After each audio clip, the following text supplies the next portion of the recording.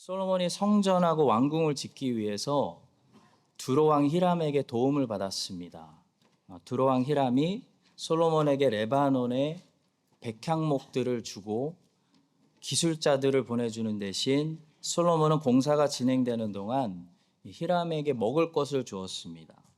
내 종이 레바논에서 바다로 운반하겠고 내가 그것을 바다에서 뗏목으로 엮어 당신이 지정하는 곳으로 보내고 거기서 그것을 풀리니 당신은 받으시고 내 원을 이루어 나의 궁정을 위하여 음식물을 주소서. 그리고 이제 20년 만에 공사를 마쳤습니다. 그래서 솔로몬이 또 대가로 히람에게 갈릴리 지역의 20성읍들을 주었어요. 근데 히람이 그 성읍들을 마음에 들어하지 않아서 그 땅을 가불 땅이라고 불렀습니다. 가불은 페니키아어로 마음에 들지 않는다라는 뜻이라고 합니다. 그래서 솔로몬이 다시 성읍들을 돌려받고 대신 금 120달란트를 보내므로 일단 계약을 마무리 지었다는 것이 오늘 본문의 말씀이에요. 자, 오늘 본문을 통해서 우리 각자가 경험할 수 있는 내 마음에 들지 않는 땅, 가불 땅에 대해서 하나님이 우리에게 주시는 두 가지 말씀을 듣도록 하겠습니다. 첫 번째로 하나님은 가불 땅을 통해서 우리를 보호하시기도 하신다는 말씀이에요. 갈릴리 지역은 하나님이 아브라함에게 주신 땅입니다. 그 땅은 갈릴리 호수를 중심으로 여호수아가 납달리, 스불론, 이사갈, 므낫세 반지파에게 분배해 준 땅이에요. 영원한 기업이에요. 그래서 이스라엘은 아무리 경제적으로 어려워도 땅을 이방인에게 팔면 안 됩니다. 이스라엘은 땅을 다른 지파에게 팔아서도 안 돼요. 가족 안에서 해결하고 지파 안에서 해결해야 됩니다. 그 정도로 땅을 옮기면 안 되고 이건 하나님이 주신 영원한 기업이에요. 근데 솔로몬이 히람에게 갈릴리 지역의 20성읍들을 내어주려고 했습니다. 본문 11절입니다. 갈릴리 땅의 성읍 20곳을 히람에게 주었으니 이는 두로왕 히람이 솔로몬에게 그 온갖 소원대로 백향목과 잣나무와 금을 제공하였습니다. 아무리 금을 주고 백향목을 주고 필요한 재료들을 줘도요, 이스라엘은 다른 거 다 줘도 땅을 지켜야 됩니다. 땅을 내어주면 안 됩니다. 이스라엘은 하나님이 주신 그 땅 위에서 하나님의 증인들로 살아가다가 메시아를 받아내는 그런 축복의 통로가 되어야 하기 때문입니다. 그러니까 이스라엘이 지도에서 없어지면 안 되는 거예요. 근데 솔로몬이 너무 쉽게 히람에게 갈릴리 지역을 내줬습니다. 만약에 히람이 이 성읍들을 좋아했다면, 그래서 페니키아 사람들이 일로 이주해서 살게 했다면 갈릴리 지역이 우리가 신약 성경에서 보는 예수님의 활동 무대가 있는 그런 갈릴리가 안 되었을 수도 있습니다. 페니키아 사람들은 바알하고 아세라를 섬겼습니다. 페니키아 출신인 이세벨이 나중에 북이스라엘로 시집 와서 온 나라가 어떻게 여호와의 신앙을 버리고 바알과 아세라를 섬겼는지 우리는 알고 있습니다. 이 솔로몬의 행동은 여호와의 율법을 철저하게 살피지 않은 경솔한 행동이에요. 근데 참 다행히도 히람이 이 갈릴리 지역의 성읍들을 좋아하지 않았습니다. 참 다행이에요. 피니키아 사람들은 지중해 바다를 중심으로 해변가에 살았습니다. 페니키아 왕국이 한참 잘 나갈 때는요, 스페인 지역하고 지금 튀니지 지역, 카르타고 거기하고 레바논 지역 이렇게 세 지역을 중심으로 이 지중해를 얘네들이 장악했습니다. 로마가 나중에 한니발 전쟁이죠. 카르타고를 점령해서 이 지중해 바다를 페니키아인들로부터 뺏은 거죠.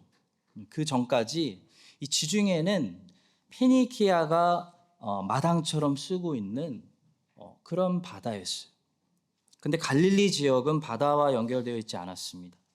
갈릴리 지역의 마을들은 이 갈릴리 호수를 사용해서 파밍, 농사를 짓는 농경 문화에 익숙한 사람들이에요. 땅이에요. 그러니까 갈릴리 지역은 농사를 짓는 사람들에게는 좋은 땅이지만 농사를 짓지 않는 사람들에게는 쓸모없는 땅이에요. 그래서 히람이 솔로몬이 준 이 성읍들을 다시 돌려줬습니다. 그리고 대신 돈을 받았습니다. 자, 그렇게 예수님의 활동 무대가 되는 이 하나님이 아브라함에게 주신 약속의 땅은 이방 사람의 눈에 좋아 보이지 않는다는 이유로 이스라엘의 품으로 다시 돌아왔어요. 성도 여러분, 하나님이 하나님의 자녀들에게 주시는 영적인 기업이 있어요.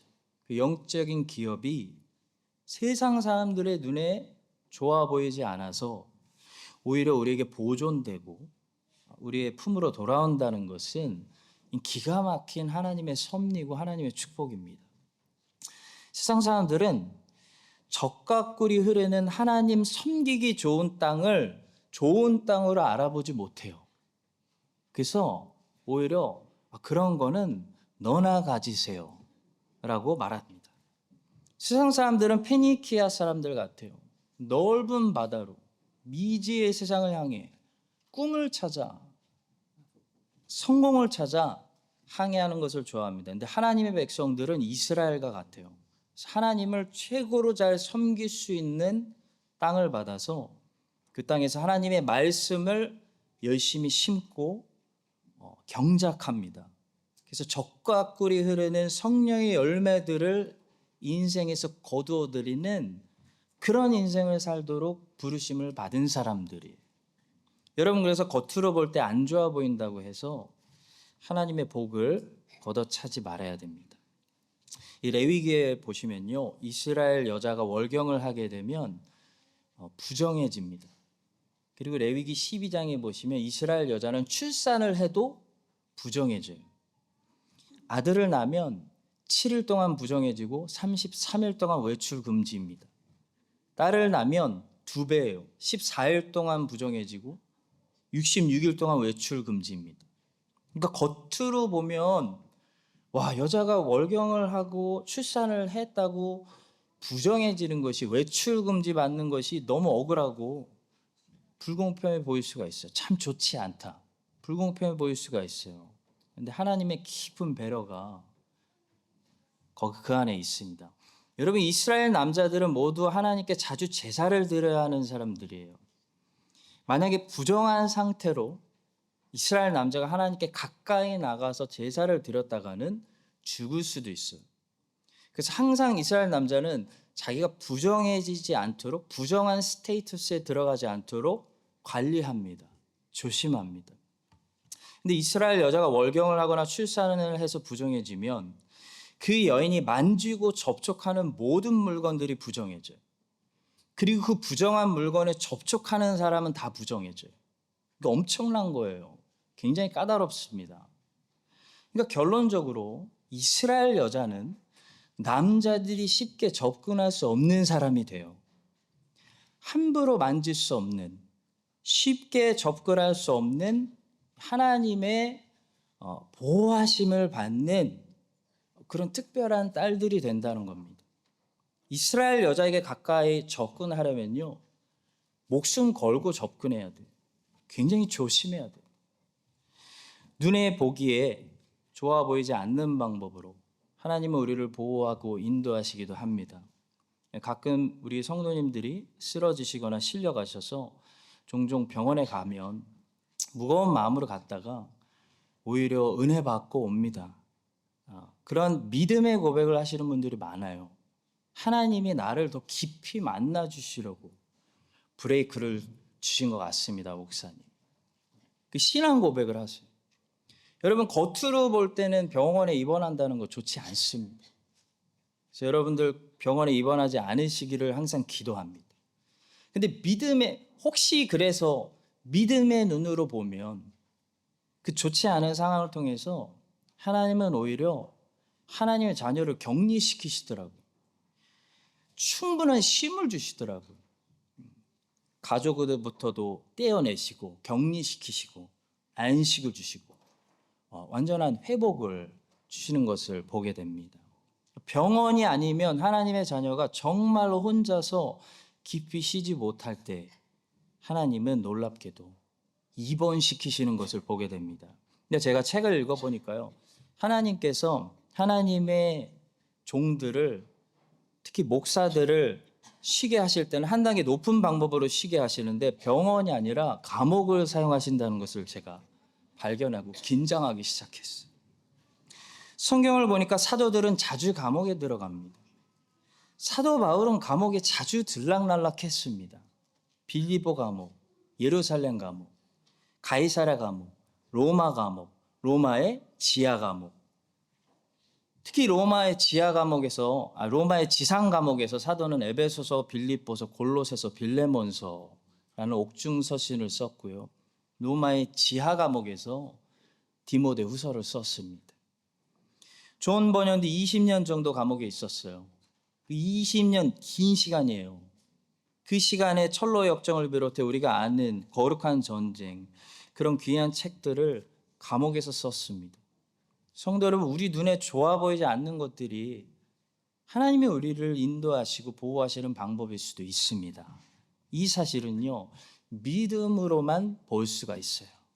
바울은 믿음으로 항상 봐왔기 때문에 감옥에서도 기쁘다, 찬양을 고백합니다. 그게 빌립보서예요.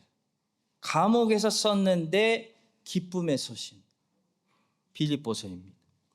히람의 눈에는 갈릴리의 성읍들이 좋아 보이지 않았습니다. 거기 나중에 하나님의 아들이 오실 그 땅인데 좋아 보이지 않았어요. 솔로몬에게 다시 돌려보냈습니다.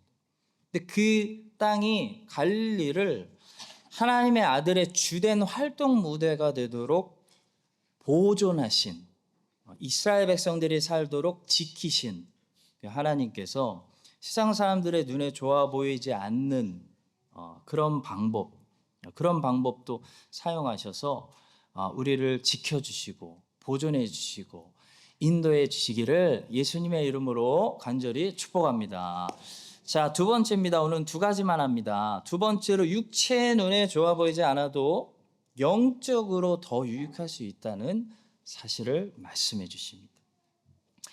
두로왕 히람처럼 세상 사람들은 겉모습만 보고 판단해요. 사람은 외모를 봐요.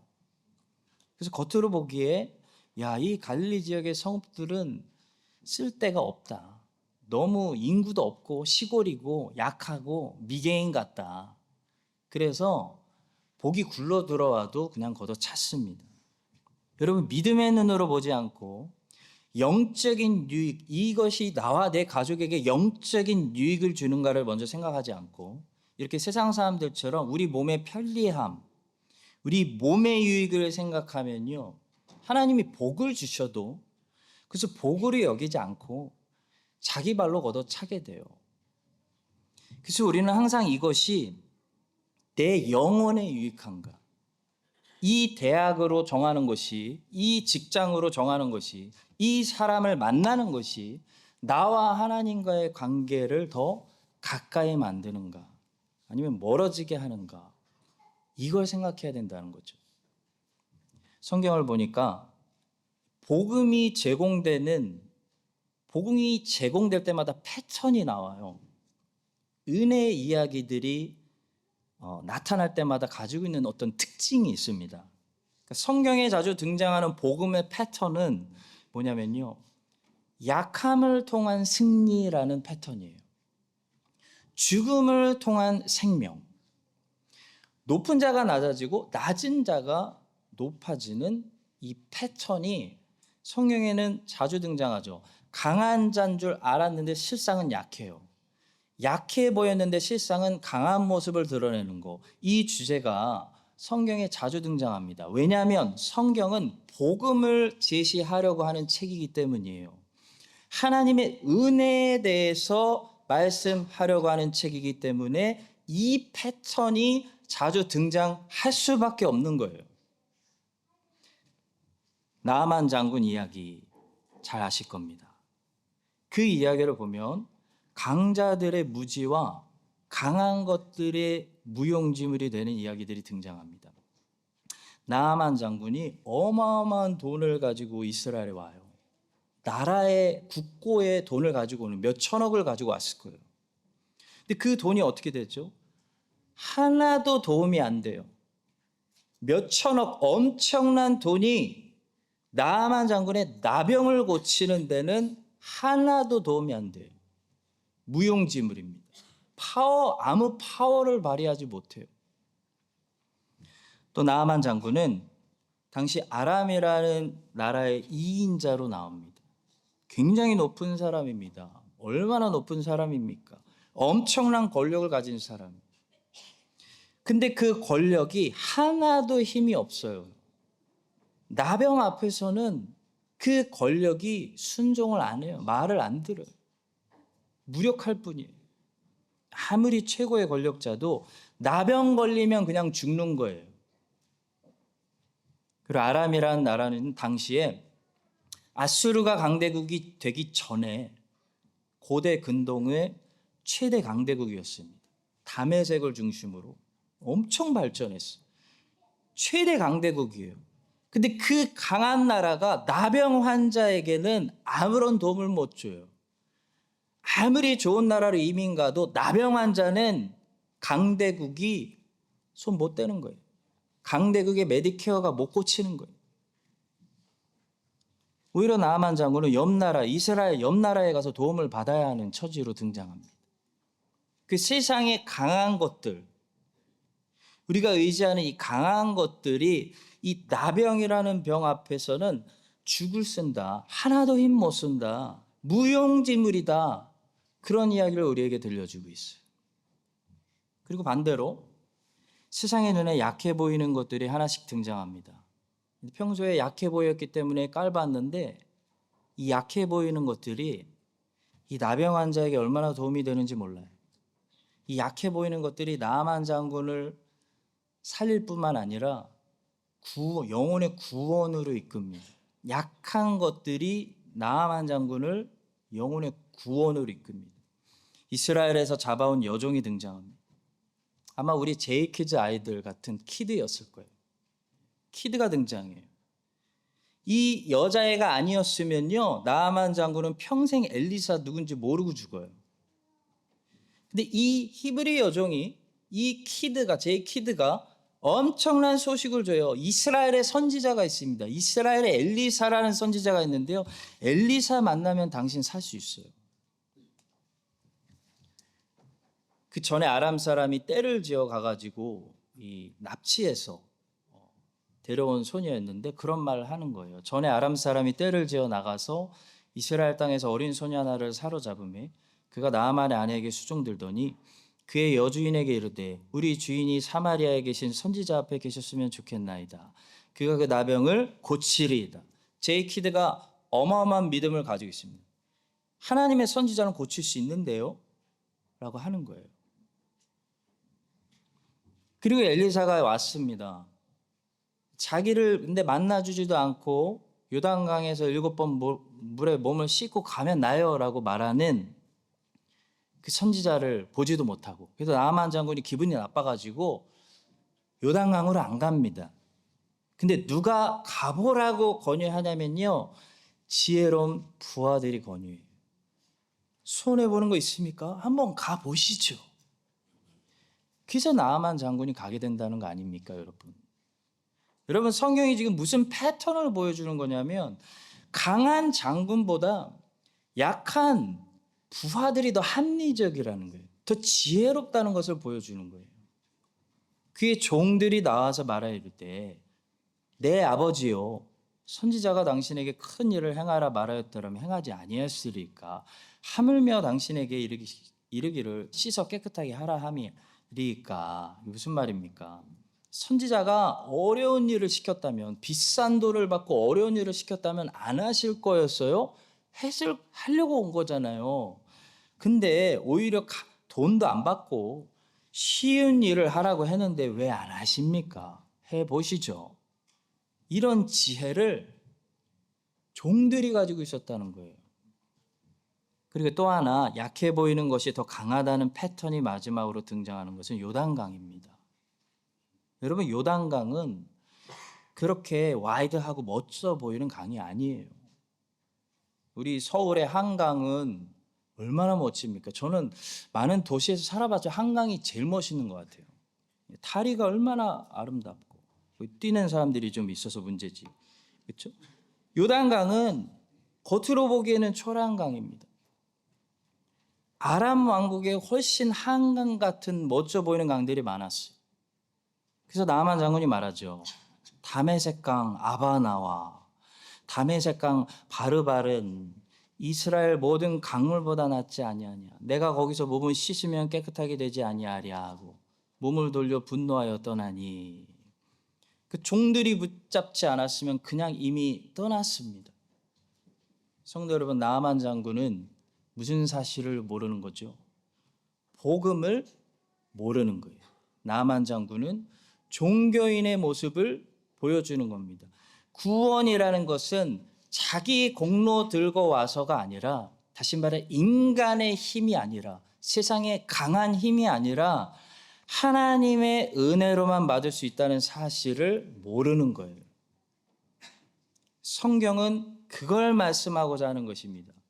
왜 약한 것들을 사용해서 강한 것들을 부끄럽게 하시고, 세상의 강한 것들, 인간의 강함, 이게 powerless, useless, 무용지물이라는 거. 나병 앞에서는, 죄 앞에서는, 죽음 앞에서는 powerless 라는 거를 성경은 자꾸 말씀하는 거죠.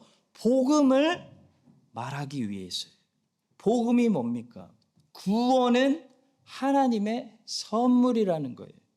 구원은 하나님의 은혜가 아니면 받아낼 수 없다는 거예요. 아무리 큰 돈 가져와도 구원을 공로로는 팔지 않는다는 거예요. 하나님이 안 파신다는 거예요. 아무리 아람 왕국에 멋진 강들이 많아도 그 강물에서는 100번 씻어도 낫지 않습니다. 아무리 인간의 힘, 문명의 힘 강해도 죄 문제는 해결할 수 없는 거예요. 씻을 수 없는 거예요. 죽음의 문제 앞에서는 답이 없는 거예요. 나병은 하나님의 선지자의 말을 믿고 순종하여 요단강에서 씻을 때 낫는 겁니다. 초라한 강이 치유의 강으로 변하는 거예요. 하나님의 기적이 일어나는 거예요. 십자가가 사실 죄인을 구원하는 하나님의 능력인 것입니다. 바울은 이 복음의 패턴을 고린도 성도들이 기억하기를 바랬습니다. 십자가에 너가 멸망하는 자들에게는 미련한 것이요, 구원을 받는 우리에게는 하나님의 능력이라. 기록된 바 내가 지혜 있는 자들의 지혜를 멸하고 총명한 자들의 총명을 폐하리라 했으니, 지혜 있는 자가 어디 있느냐, 선비가 어디 있느냐, 이 세대의 변론가가 어디 있느냐. 하나님께서 이 세상의 지혜를 미련하게 하신 것이 아니냐. 하나님의 지혜에 있어서는 이 세상이 자기 지혜로 하나님을 알지 못하므로 하나님께서 전도에 미련한 것으로 믿는 자들을 구원하시기를 기뻐하셨도다. 아멘. 여러분, 다윗과 골리앗 아시죠? 그 전쟁은 보통 전쟁이 아닙니다. 대표자들의 전쟁이었습니다.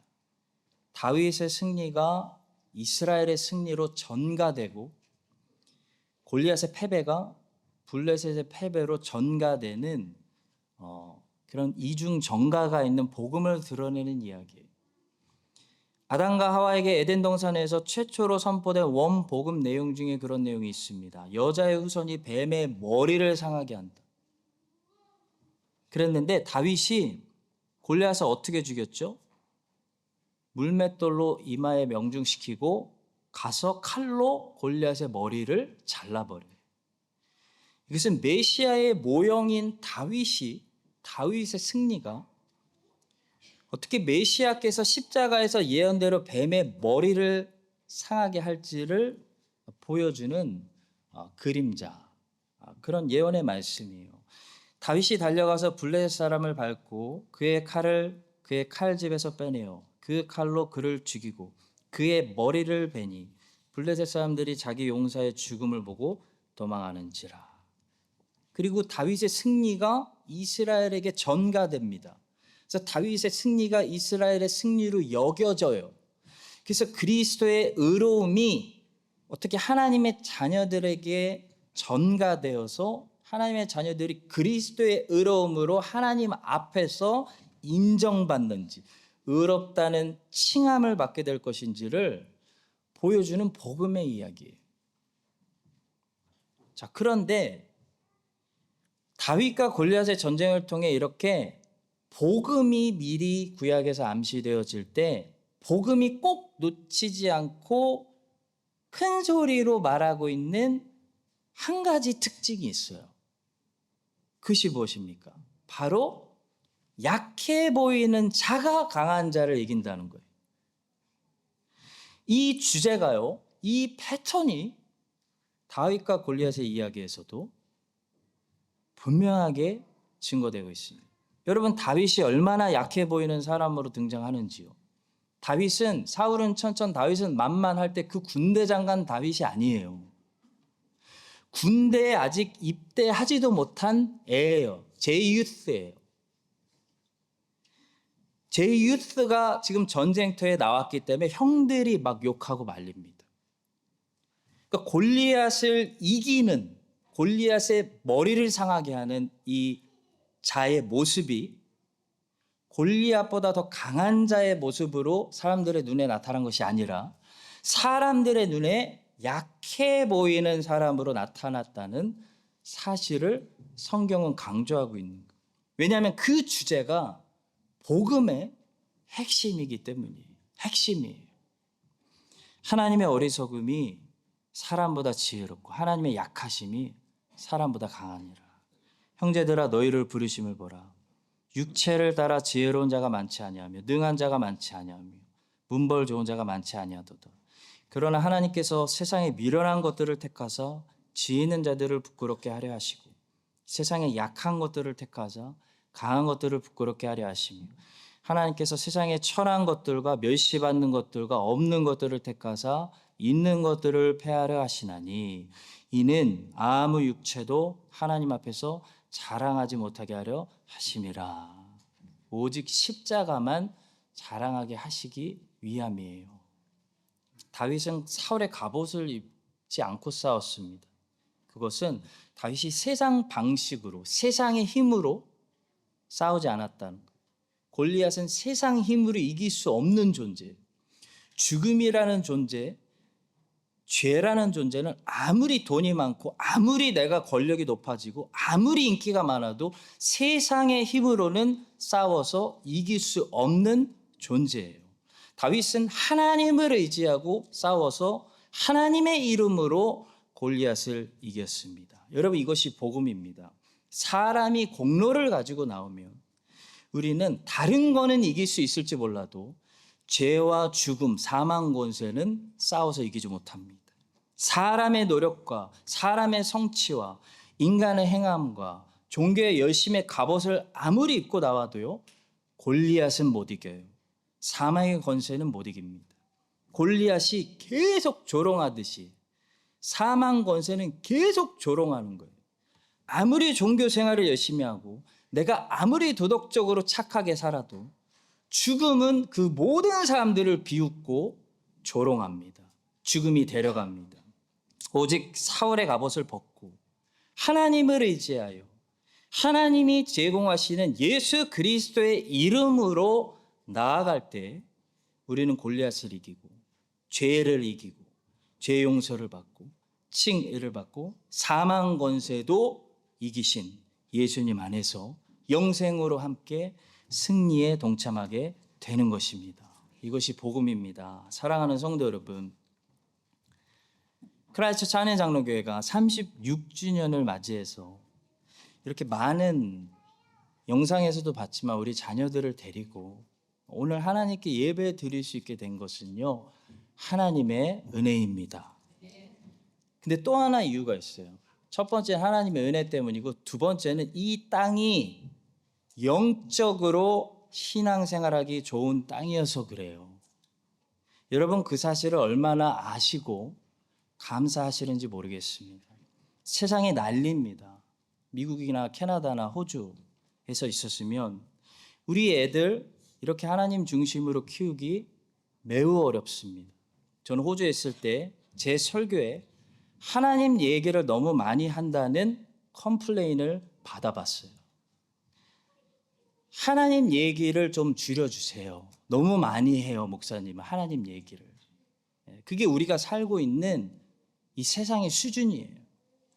하나님께서 우리를 하나님 얘기를 마음껏 할 수 있는 특별한 환경으로 불러주셔서 하나님을 잘 섬길 수 있는 기회를 주셨습니다. 세상 사람들은 나병 앞에서 아무런 힘이 없는 돈과 성공과 명예를 찾아 가지만 여러분과 저는 하나님이 주신 기름진 땅에서 말씀을 심고 농사를 해서 세상 사람들이 별로 주목하지 않았던 그 갈릴리 땅에서 예수 그리스도의 사역이 펼쳐지고 하나님 나라가 거기서부터 전 세계로 확장된 것처럼 우리와 우리 자녀들의 인생의 밭에 우리는 돈의 욕심을 심는 것이 아니고 인기와 출세의 욕심을 심는 것이 아니고 하나님의 말씀을 우리에게 심고 농사를 해서 우리를 통해 여러분과 저와 우리 자녀들을 통해 예수 그리스도의 사역들이 펼쳐지고 하나님 나라가 크라이처치를 통해 우리의 인생을 통해 전 세계로 다시 뻗어나가는 부흥이 일어나게 해 주시기를 예수님의 이름으로 간절히 축원합니다.